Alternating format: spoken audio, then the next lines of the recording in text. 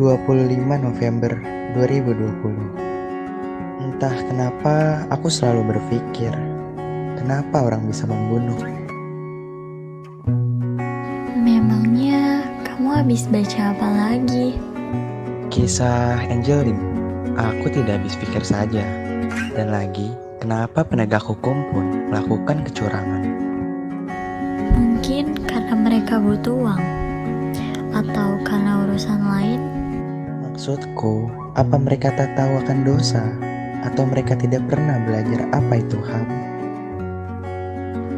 Entah apa yang mereka pikirkan. Apa hati mereka telah beku? Atau mereka hanya memikirkan jalan pintas sesaat? Aku tak tahu jelas pastinya.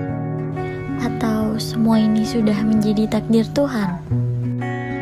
Aku tidak menyalahkan takdir Tuhan, karena Tuhan memberikan kita pilihan. Yang jelas, kenapa mereka harus melakukan seperti itu? Tidak adakah cara selain itu? Isi kepalaku penuh dengan kenapa dan kenapa. Iya, mungkin saat ini kamu belum tahu jelas kenapa itu semua bisa terjadi. Tapi aku yakin, lain kali semua pasti terjawab. Saya akan menjelaskan kasus pelanggaran HAM yang terjadi di Indonesia, yaitu kasus Angelin. Kasus ini terjadi pada bulan Mei di tahun 2015. Kasus ini terjadi di Denpasar, Bali. Angelin telah dibunuh oleh ibu angkatnya, yaitu Margaret. Angelin telah dilantarkan dan tidak diberi makan oleh ibu angkatnya. Setelah itu Angelin dibunuh. Kemudian mayatnya dikubur di belakang halaman rumah ibu angkatnya sendiri, yaitu Margaret Megawe. Baiklah, langsung kita ke penjelasannya.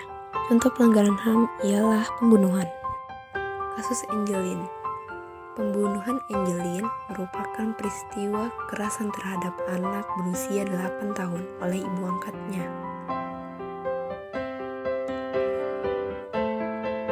Kasus Angelin telah melanggar pasal 28A dan 28B ayat 2 tentang hak anak untuk hidup dan berkembang serta hak untuk dilindungi dari kekerasan dan diskriminasi.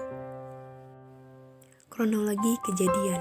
Pada tanggal 17 Mei 2015, keluarga Angelin membuat status di Facebook berisikan informasi bahwa Angelin telah hilang.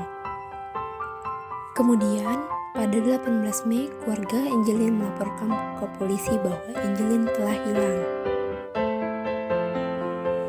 Kemudian polisi segera menginvestigasi dan mencari informasi tentang orang tua Angelin. Komnas PA bekerja sama menyebarkan poster gambar Angelin.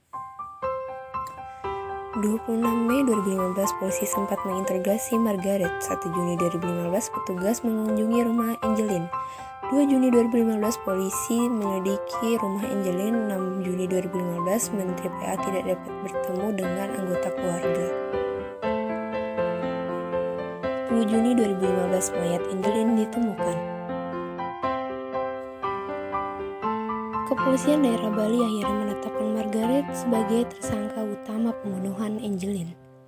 Margaret divonis hukuman seumur hidup dengan pasal pembunuhan berencana. Sekian penjelasan dari saya tentang pelanggaran HAM, semoga bermanfaat. Wassalamualaikum warahmatullahi wabarakatuh.